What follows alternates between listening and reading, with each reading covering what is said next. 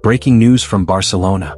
The Camp Nou comeback is not happening yet, and tensions are rising behind the scenes.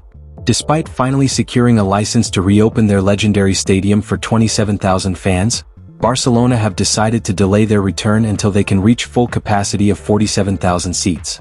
Financial strategy, safety regulations, and political intrigue are all in play. But that's not all. Controversy is brewing around construction company Limak, as questions arise about delays and decision-making in the €1.5 billion project. Meanwhile, injury drama strikes again, with Ferran Torres ruled out of the Girona clash, while young stars Lamine Yamal and Fermin Lopez return to training to boost Hansi Flick's squad. And the story that's shaking the club: reports of tension between Hansi Flick and Lamine Yamal. Is it a real conflict or just political games ahead of the elections? Stay tuned as we break down every twist, controversy, and comeback at FC Barcelona. Barcelona will not be returning to Camp Nou imminently, despite being granted a license to reopen their stadium for 27,000 fans. The Blaugrana have been attempting to obtain the license to reopen their ground since mid-July, after originally promising to open their stadium again in early August with 45,000 fans. The license would allow Barcelona to open the Tribuna main stand and Joel Sur South goal stand, for the two tiers currently in place, after the club managed to fulfill Barcelona City Council's regulations and safety checks to complete Phase 1A. However, it appears Barcelona will wait until Phase 1B to return to their ground, when they can in fact open their stadium for 47,000 fans, allowing fans into all four stands. The reason being that financially it makes more sense for Barcelona to continue playing at the 55,000 capacity Montjuic. When will Barcelona return to Camp Nou? Despite obtaining the license to reopen the stadium, Barcelona fans are no closer to knowing when they will next attend the Spotify Camp Nou. Institutional Vice President Elena Fort told Sport that they were content with the decision. "We received the license with great joy and caution. Finally, we have this first permit. We're very happy. We're all looking forward to enjoying this Spotify Camp Nou to returning home, but there's still a lot of work to be done. We must receive the permits for the occupancy of the second and third phases. We'll have to wait a little longer for the full opening of the first and second tiers. This permit may be a little more complex, but all parties have been learning how to work together to streamline processes." When asked for more details, Elena Fort avoided giving a specific timeline for Barcelona's return to Camp Nou, though some reports suggest it might not happen until 2026. For now, the team will keep playing at Estadi Olympic Luis Companys, where they'll host upcoming matches against Girona, Olympiacos, and Elche. Fort explained that obtaining the next construction permit should be easier, since the club already has experience with the first phase and the next steps are less technically complex. However, she emphasized that the club doesn't want to promise any dates, saying they'll work hard to make the return happen as soon as possible. Meanwhile, there's been controversy surrounding Limak, the Turkish construction company responsible for rebuilding Camp Nou. Critics claim that other firms scored higher during the selection process and that Limak's work could finish at least a year later than planned. Fort, however, strongly defended the decision, saying the process was transparent and tightly monitored, especially given that the project, worth €1.5 billion, is being financed by major American investors like Goldman Sachs, who also approved the final choice of contractor. It often seems easy to impute things. They tell me, there's a report. If anyone thinks that, in a €1.5 billion project financed by American companies, they would allow the company receiving the money to do whatever it wanted and manipulate a tender, they don't understand the world we live in. It's the most closely monitored bidding process in existence. The controls have been internal and external. Meanwhile, Barcelona treasurer Ferran Torres noted that finance group Goldman Sachs, the club's main financial backer with whom they took out the loan to renovate Camp Nou, gave the green light on Limak. The club made the decision with Goldman. But the one who made the decision in the end was Goldman, Olive told Cadena SR as quoted by MD. Barcelona suffer serious blow as key forward ruled out ahead of Girona match. Barcelona have suffered a major setback ahead of their La Liga match against Girona, as Ferran Torres has been ruled out of the game, according to Sport. The forward missed Friday's final training session, confirming that he will not feature in the match immediately after the international break. It must be noted that Ferran had returned early from the Spanish national team camp due to an overload in the hamstring muscles of the left leg, without associated injury. Although the club initially assured that he is not out and will follow specific treatment, the discomfort has persisted. Yesterday we reported that Ferran informed Hansi Flick about the lingering issue, and the coaching staff have decided not to risk the forward, who is currently one of the players in the best form in the squad. The German coach is prioritizing caution to avoid any setbacks in his recovery. Squad updates and reinforcements from Lamine. On a brighter note, the outlet confirms that Fermin, Lopez and Lamine Yamal have returned to full training with the group and are aiming to receive medical clearance ahead of the weekend's Catalan derby. Their return provides a boost to Flick, who will need his attacking options at full strength to face Girona. To supplement the squad, Flick has also called up 7 players from Barcelona B.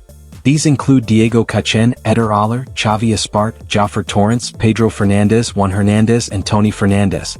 Their inclusion ensures squad depth and gives the coach flexibility while managing injuries and fitness issues. Barcelona will now need to adjust their tactics without Ferran, relying on the remaining forwards and talented young players from Lamine. With key players returning and promising youngsters called up, Barca will look to bounce back and secure a positive result at Montjuic, despite the absence of one of their informed attackers. Barcelona suspect rumors of friction between Flick and Lamine may have political and electoral intent. Earlier today, reports suggested that Barcelona manager Hansi Flick and young forward Lamine Yamal had a disagreement after the player arrived late to an activation session before the Champions League clash against PSG. According to these initial claims, Flick allegedly told Yamal that he would not start the match. Despite the report, Yamal still played, which supposedly caused confusion and tension within the squad. However, El Chiringuito TV has now clarified the situation. The outlet mentions that people close to both Flick and Yamal have strongly denied any serious disagreement between the two. The story appears to have originated from Yamal's late arrival, but insiders insist that the incident has been blown out of proportion. Club sources point to political motives. Notably, the report claimed that the situation escalated to the point where Deco, Barcelona's sporting director, had to intervene. El Chiringuito TV, however, paints a different picture. It is said that Flick was never in a position where his authority was undermined.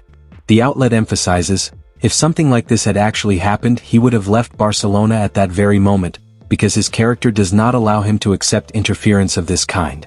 Within Barcelona, there is growing awareness that such rumors may have ulterior motives.